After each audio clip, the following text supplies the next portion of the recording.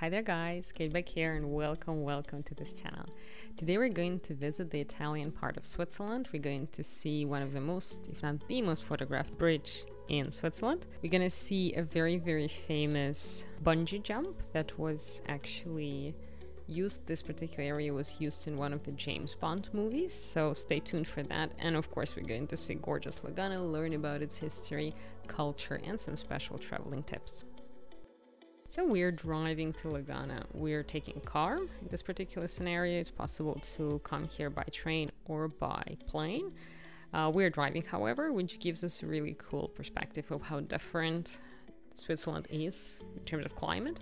So we're driving right now through the northern part and there's mostly snow, and then all of a sudden we're arriving to like palm trees and green city, and the drive took roughly 3 hours or so that's a pretty cool feeling.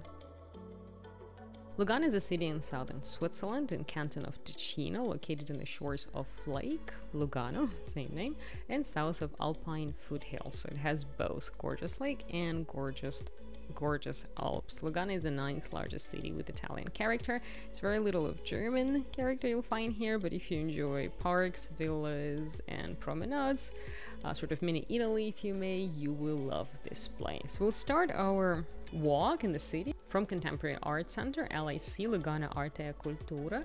The inhabitants of Lugana are very proud of this unusual, beautiful modern building, and here you will find a concert, a museum and a theater.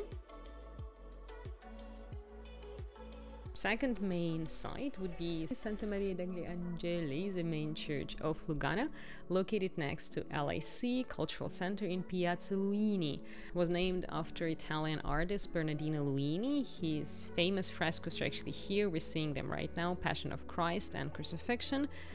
These are the examples of Lombard Renaissance paintings. That's the main decoration of the church.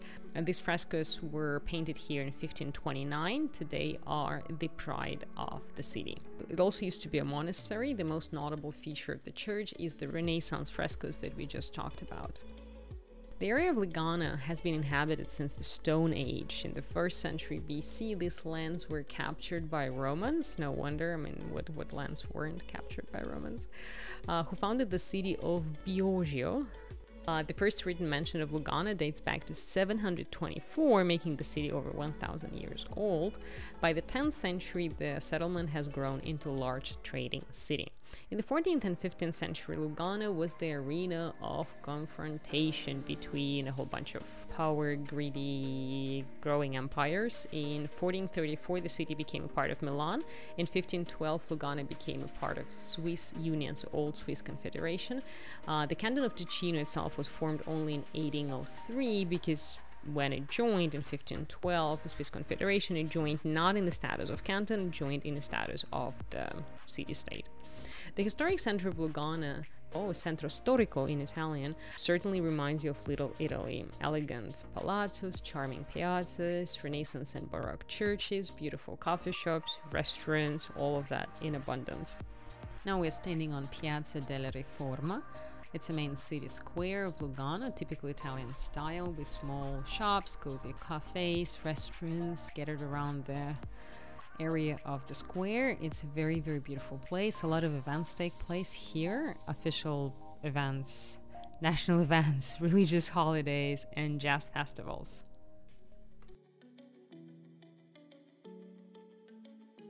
As you probably have guessed by now, the population here is predominantly Italian speaking, mostly Catholic.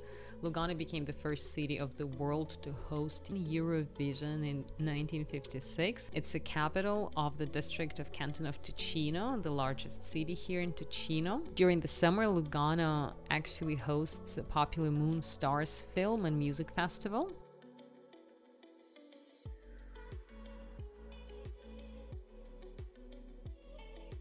The coat of arms of the city dates back to 1200. That's about the time for the first time the city name was mentioned as Lugano. Local landmark, the mountain of Monte San Giorgio, became a UNESCO World Heritage Site in 2003.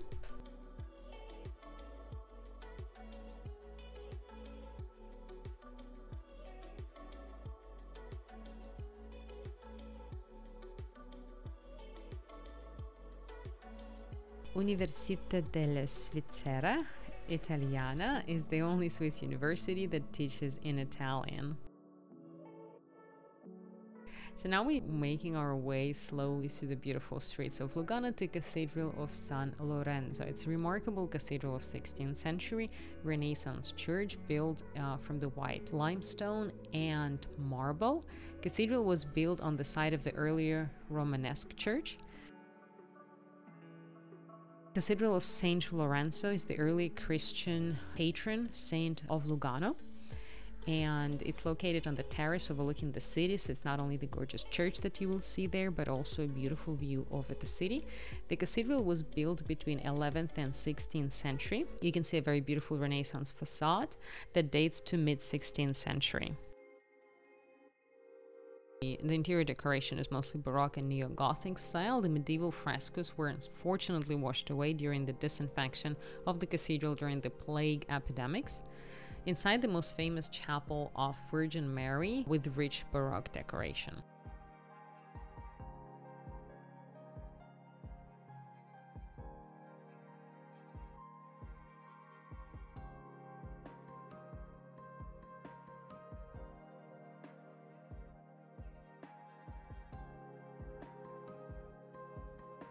Lugano is the main tourist center of Ticino and one of the main tourist centers of Switzerland, predominantly due to its mild, wonderful, very comfortable Mediterranean climate. It is located on the shores of picturesque bay of Lake Lugano and framed beautifully by two mountains, Bre and San Salvatore.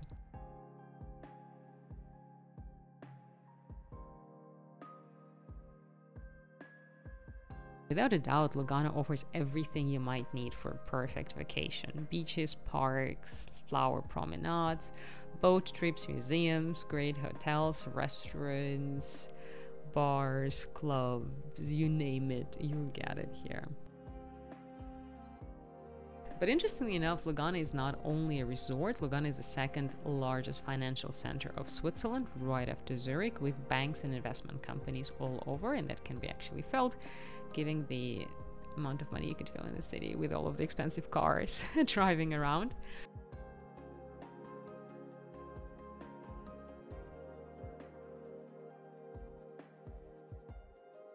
So now back to history. After the fall of Rome, there has been a whole bunch of conquests and rulers fighting for the dominance over these areas. We already learned Goths and Lombards and Charlemagne and bishops of Como. In 13th century, lands were captured by Milanese dukes of Visconti. Shortly after, however, first Swiss confederations started fighting for this area, and they fought with Milan for around 100 years for the right to possess this area. At the beginning of the 15th century, Swiss received unexpected and very welcome support in their struggles from French king, who actually himself wanted to get a piece of Milan, so it was in his interest. The enemy of your enemy is your friend. So in the end, Switzerland secured Ticino by 1515, and the attempts of further territorial expansion basically stopped here. No longer Switzerland fought for expansion. From that time onwards, Switzerland only fought as mercenaries, as you probably know. So for almost 300 years after that, Ticino has been under the external Swiss administration in the status of protectorate. After the unsuccessful attempt of Ticino to gain independence, which actually did take place in 1803 during the Napoleonic Wars, it was not successful, and after that, Ticino sort of decided, it's maybe not so bad to be with Switzerland.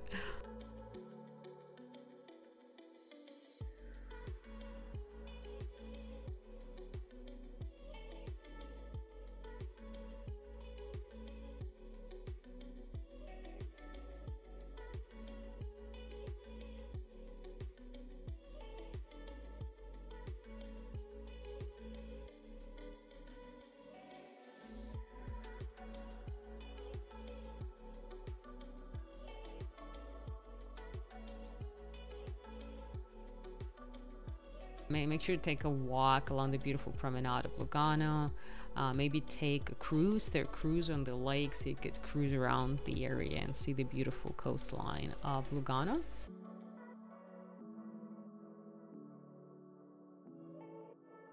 now most interesting aspect. Now we're gonna drive away from the city and see a bunch of other things that I've promised already.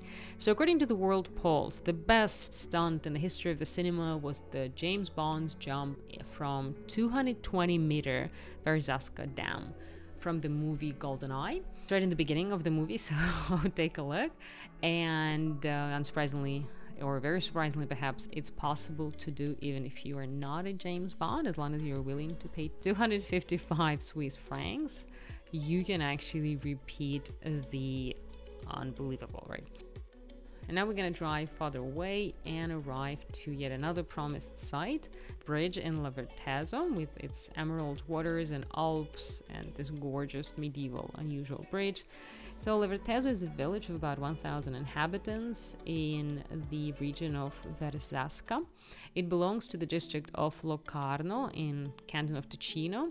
Lavertezzo is considered an area that is protected by the Swiss government. It's a Swiss national heritage, or a Swiss city of national importance, if you may. The double-arched stone bridge, Ponte dei Salti, bridge of jumps, because people jump from them, no wonder, just for fun, nothing else. It was built in 17th century and is one of the most photographed bridges in Switzerland and one of the most characteristic sites of the village. So the village of Lavertezzo in Verzasca, the valley in Switzerland, is about 400 years old. And I've seen this bridge many times before in a whole bunch of websites, and it was my goal to visit it. Now we finally can see it.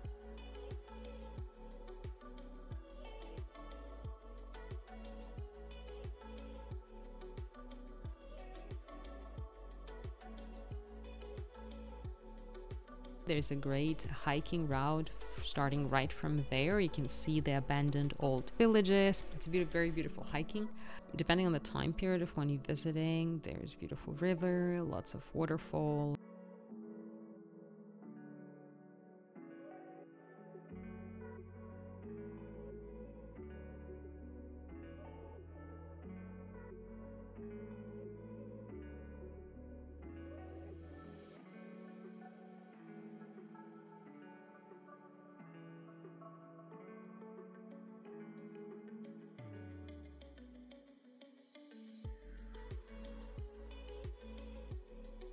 And there's super fun ways for a wooden bowl. So you can buy a wooden bowl in the beginning of the hiking trail, and you can let it go down the created pathways.